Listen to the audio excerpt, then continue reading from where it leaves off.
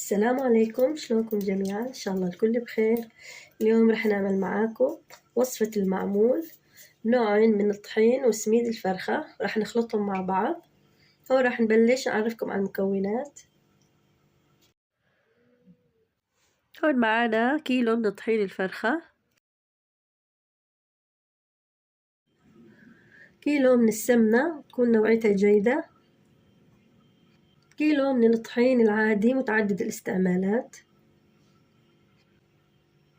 كاستين من المي وكاس السكر، ظرف من الفانيلا، معانا بالمعلقة أصغر معلقة عندنا هون كربونات الصوديوم. هون راح نبلش بالعجينة، راح نخلط الطحين مع سميد الفرخة،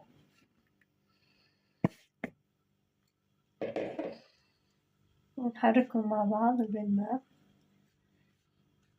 يتداخلوا ببعض بالشكل.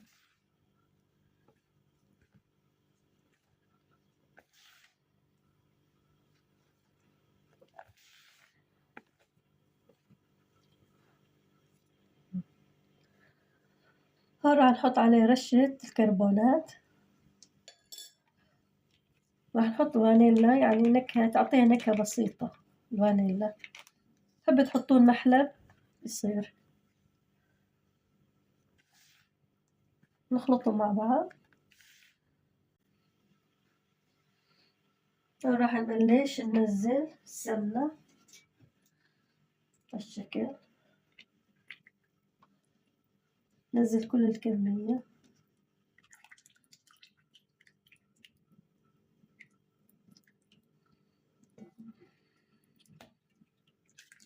هون السمنة لازم تكون يعني مسخنينها، بس لا تكون يعني ساخنة، يعني درجة السخونة عادية، يعني تذويب.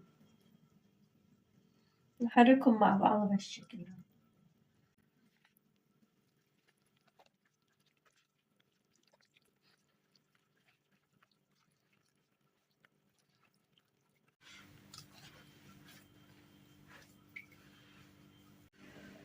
هون بعد ما حطينا كل كمية السمنة، هون راح ندعكها بشكل جيد.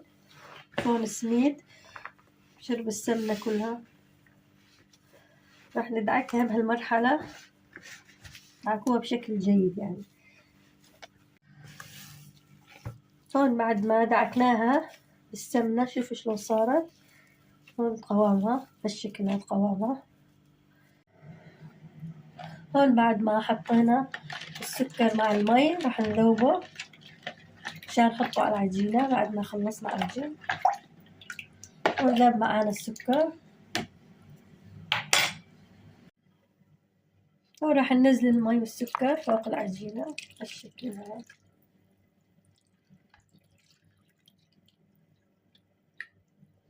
نزلنا كل الكمية، راح نبلش ندخل المي بالعجين.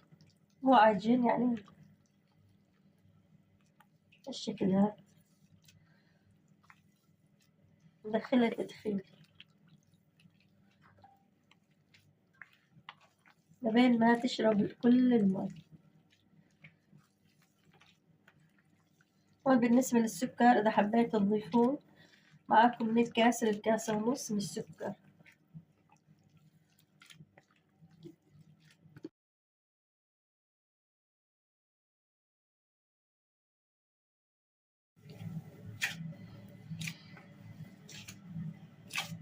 هون أخذت معانا كل المي، صار هالشكل هذا قوامها طري. وراح نخليها نحطها بالبراد لين ما ترتاح معانا. إذا مستعجلين حطوها بالفريزر، راح نخليها تقريبا إذا بالفريزر نص ساعة، وإذا بالثلاجة حطوها ساعة. هون راح نجهز للحشوة. هون معانا الجوز طحناه محضرة الطعام، يعني خلينا بهالشكل هذا، شي مطحون وشي خلينا يعني وسط. راح نحط عليه المنكهات اللي تحبونها، أي شي تحبونه، قرفة. هون راح أحط معاه مية الزهر، تقريبا معلقتين. هون معي قطر ثقيل، راح أحط نصه وأشوف إذا يلزمني.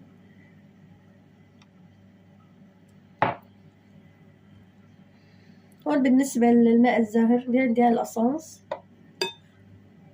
وفي عندنا هذا أخف. هون راح أحط نقطتين من الأصنص مشان يعطي نكهة أقوى.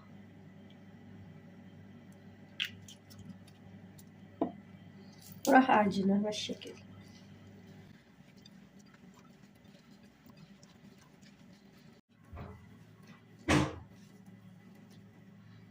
هون بعد ما خلطناه بهالشكل، شلون صار قوامه، لازم يكون بالشكل هذا، يعني لم معانا. هون مشان ما يدبق معانا راح نحط له معلقة سمنة مشان تروح التدبيقة اللي فيه.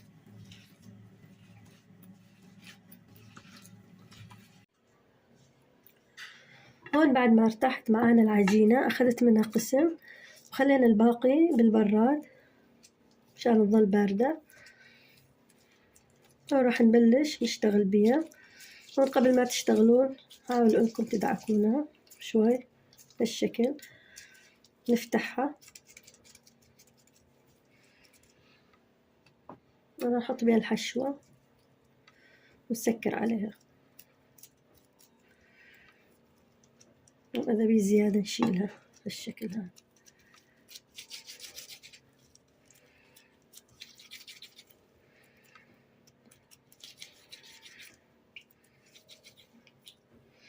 هون عندنا القالب هذا راح نشتغل بيه، قالب الخشب.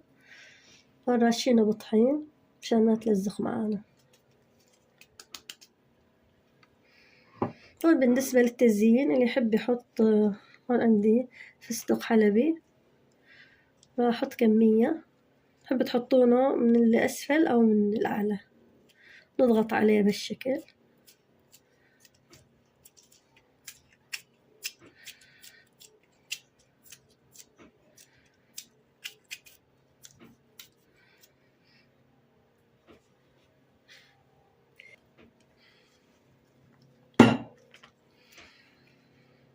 نشوفوا منظرها بالشكل هذا. نحطها بالصاجة. وراح نعمل وحدة ثانية، نفتحها بالشكل، نحط الحشوة. والحشوة لازم تكون يعني كمية شوي كبيرة، يعني لا تصغرونها. نشيل من العجين نساوي شكلها.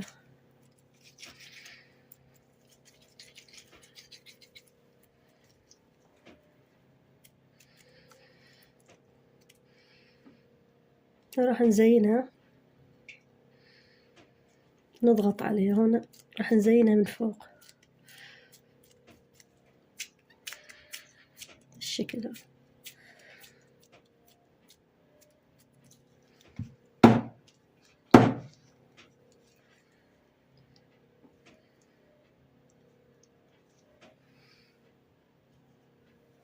هون راح نعمل كل الكمية بهالشكل هذا، بعد نرجع لكم. هذا معمولنا بعد ما خلصنا. شوفوا ما شاء الله الكمية طلعت معانا. شوفوا اللون والرسمة، رسمة ثابتة. وراح أشوفكم قوامه. هون راح نشوفكم قوامه بالشكل.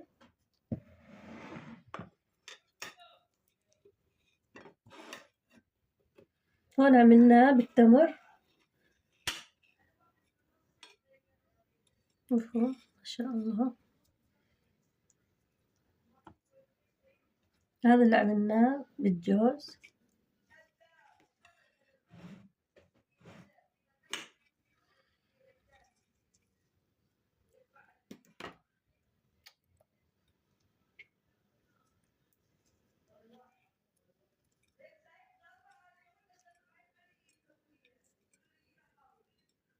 شلون ذايب معانا يفتفت. هون بس التزموا بالمقادير والتزموا بحرارة الفرن. هون لازم تحطونه بالفرن، يعني تكون محمى الفرن قبل بربع ساعة، حمينه من الأعلى ومن الأسفل على درجة أقوى درجة عندكم بالفرن، ونحطه بالرف العلوي أعلى رف، يعني يطول معانا 10 دقايق. بعدها يطلع معانا بهالشكل هذا وهاللون وهالرسمة الثابتة وطعمته روعة. إن شاء الله يعجبكم وتجربونه، وألف صحة وعافية عليكم. لا تنسونا من اللايك والاشتراك بالقناة، والسلام عليكم.